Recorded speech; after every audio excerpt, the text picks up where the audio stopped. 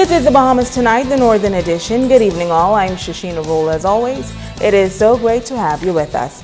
Topping news, the tourism industry is expected to expand on Grand Bahama Island. The Minister of Tourism says there are a number of plans to be announced soon within the tourism sector. Italia Hall reports. Grand Bahama is poised for an economic boost as the Ministry of Tourism works to put the magic back into the nation's second city. The Minister of Tourism, the Honorable Obi Wilchcombe, says there are a number of plans underway for the tourism sector on Grand Bahama, and the goal is to highlight the island and what it has to offer. Minister Wilchcombe adds that he and his team are working diligently to ensure economic growth on the island. Just tourism, some announcements will be made by Prime Minister about Grand Bahama. Feel very excited about that. We feel good that one of the hotels will open later this year, the Kind Beach Strip, because we need more hotel rooms. Our numbers are doing well now, but the truth is we do not have enough hotel rooms if you want to expand. The Eastern End project that concerns Carnival, discussions are taking place right now. Hopefully we'll be able to work that out very soon, and we'll be able to move on that, and as well as West Grand Bahama, some things we're looking at. According to the Department of Statistics, just recently, the unemployment rate dropped to 12% in May, the lowest rate recorded prior to the 2008 recession. But Wilchcombe says although the numbers are down, hundreds of young people graduate from high school each year, and more job opportunities must be created. We are working assiduously to get our tourism numbers back up, to get more flights coming in from not only the United States of America, working on Europe, we're working on Latin America, working on the Caribbean. We want to get more cruise business as well, and if we can get some of that business, and we could cause for further growth, there'll be more employment and more Bahamians will be happy. Italia Hall, ZNS Network News. Well, with the new school year just days away, a number of questions have been raised as to whether or not there will be enough teachers in the public school system or if there is sufficient space within schools for students on Grand Bahama. The Minister of Education, Jerome Fitzgerald, says there will be no shortage of teachers, and all teachers have been identified and some are just waiting on their appointment letters. We have sufficient teachers this year. You will find that the schools will be outfitted with the teachers that are necessary. We have a number that are still waiting for their appointment letters, and this week we should have those in place. We're working very closely with the public service to make sure we get those. I've been very clear that I don't want any teachers in the classroom unless they have their appointment letter, because I just cleaned up an issue with 1,200 teachers over the last 2 years. That we had put in the classrooms without having their appointment letters and other things. So I'm not going to put the ministry or another minister in that position again. Now, Minister Fitzgerald notes that there is sufficient space for all students, and he's working assiduously to have everything prepared come August 31st. Switching gears now, Grand Bahama police are investigating the island's latest homicide, which has left a man dead. Sabrina Brown has the details. According to police, it was shortly after 10 o'clock Saturday night when they received reports of gunshots being fired in the Sunken Treasure Drive area near Xanadu Beach. Officers responded, and upon arrival here to an apartment complex, they met a male who was outside of his vehicle with clad in a red shirt, dark colored trousers, with gunshot wounds about the body. The area was cordoned off as police searched for clues to help them solve Grand Bahama's latest murder. A crowd of onlookers gathered, along with members of the media. Emotions ran high, and the victim's father got into an altercation with a photographer. My son? No, turn it up, turn it up. Get out here. No. Excuse me, come. Your son's no, I don't want no benefit. No, come on, no, seriously, come. No cameras. No. Finish, get you. No cameras. Come, get out. Police press officer Teresita Pinder could not give much details about the preliminary investigation, but she did make this appeal. At this time, police are aggressively investigating this matter, and we are appealing to the general public for anybody who may have any information in regards to this matter to contact us. Now, if you can assist police with their investigation into Saturday night's murder, you are asked to call your nearest police station. Sabrina Brown, ZNS Network News. And still on the crime beat, a Grand Bahama man hauled before the court on charges of copper theft. 46-year-old Christopher Sims of Freeport was arraigned today on 4 counts of stealing. He appeared before Magistrate Rankin Johnson and pled guilty to all of the charges. He was sentenced to 3 years at the Bahamas Department of Correctional Services. Now, the charges are in connection with the stealing of copper wires from business establishments and homes in the Freeport area. Stay with us. The Bahamas Tonight, the Northern Edition continues right after this. Bringing news that matters to you. You're watching the Bahamas Tonight, Northern Edition. Welcome back. The Grand Bahama community continuing to mourn the loss of Sir Albert Miller, a man who has helped to lay the economic foundation for Freeport and Grand Bahama. Tonight, the president of the Grand Bahama Chamber of Commerce is weighing in on the way forward for this island. President of the Grand Bahama Chamber of Commerce, Kevin D. Seymour, believes the Bahamas is witnessing a changing of the guard on Grand Bahama. Now that the founding fathers of this island, Edward St. George, Sir Jack Hayward, and now a man who has played a key role in shaping the landscape of the city, Sir Albert Miller, have all passed on. Most people who are stepping up to take the lead are going to be measured in terms of what these giants have done for Grand Bahama. And the development of Freeport.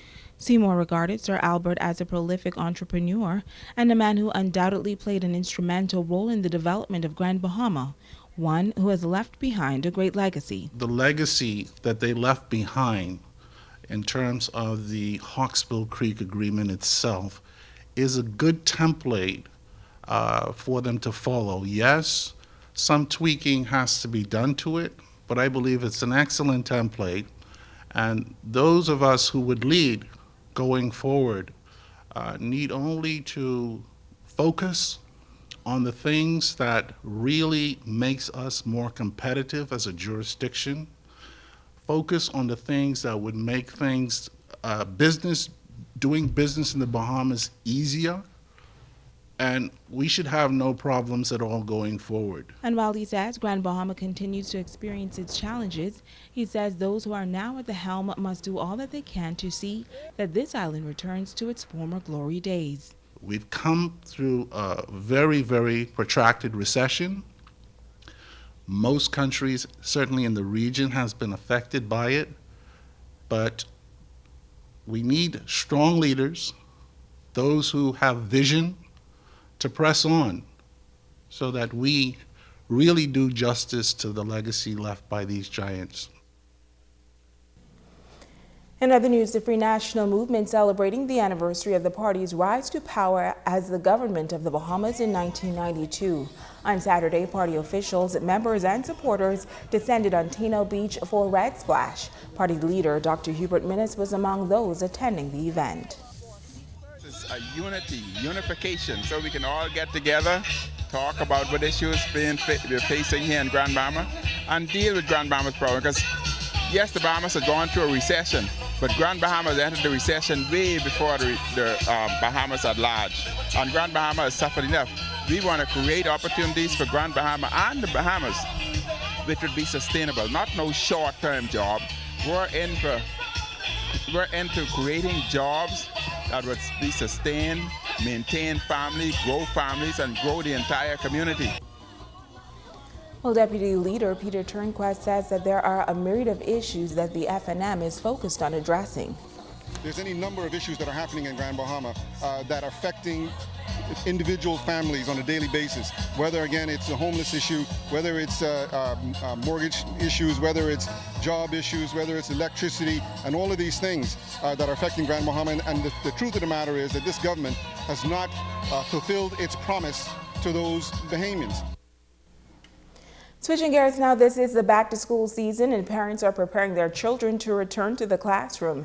Many businesses on Grand Bahama are fully stocked to help prepare the students, and many are even offering incentives to help lessen the financial burden. Megan Shepard reports.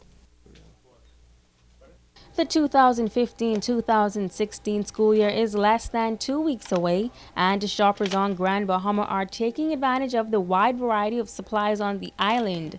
Bellevue Gifts and Supplies has been a staple on the island for years, and store manager Teresa Tomlinson says that so far sales has been a bit slow, but thanks to a new incentive for both parents and teachers, they are expecting an upswing in last-minute shoppers. Sales have increased since we have started the 15% back to school special.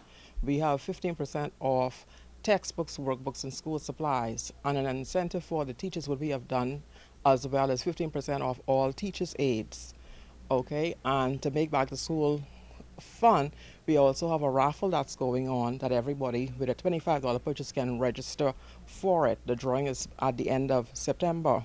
Owner of Bethel's Books and Stationers, Adrian Bethel, says they have seen a steady flow of customers and have actually had a great deal of early bird shoppers. He credits this to their variety of discounts. The school season is going remarkably well. People seem to be shopping a little earlier this year than they shopped last year. This is very early in the morning, but normally it picks up around mid-morning, midday, but people are coming in and finding what they need and making their purchases and getting ready for back to school.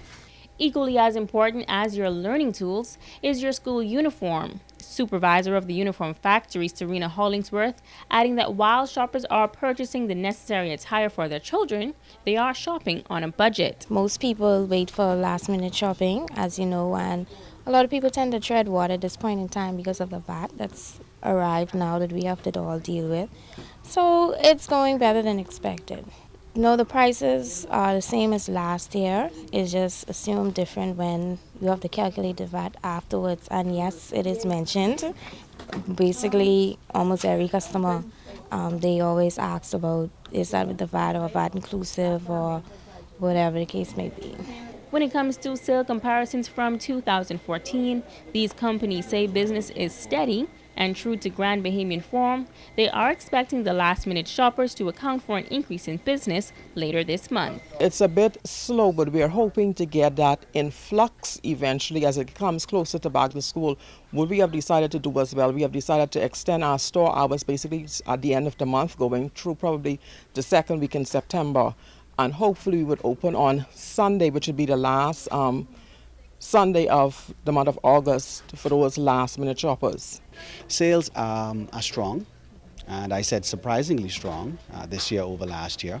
What I've discovered is that people are shopping a little earlier, and it seems as though more people are coming to Bethel's this year. I think the incentives that we have offered has encouraged people to shop here. The new school term begins on Monday, August 31st. Megan Shepard, ZNS Network News. Thanks, Megan. And now it's time to Ask the Doctor. Hi, I'm Dr. Monique Pratt. Nicole from Freeport asked, my doctor says I have anemia, and she gave me a prescription for iron tablets. Is there anything else I can do or eat to increase my iron levels besides taking medications? Thanks for your question, Nicole. And you share a common problem with many others that don't like taking medications in general. Iron deficiency anemia is the most common type of anemia in which the body does not have enough iron, which is needed for red blood cell production. Red blood cells are important for carrying oxygen in the blood to all of our body's tissues and organs to function properly. There are many causes for iron deficiency anemia, which can range from poor absorption, nutritional deficiency, or in young menstruating women, anemia can result from blood loss during their monthly periods. So to answer your question, Nicole, alternate sources of iron can come from eating iron-rich diet, such as liver and red meats, beans, peas, dark green leafy vegetables such as spinach, dried fruits such as raisins and apricots, cereals, and bread. Providing you do not have a problem absorbing iron, such foods may just do the trick. I'm Dr. Monique Pratt, and this has been Ask the Doctor. Stay with us. Ricardo Liborn has a check on sports when we return.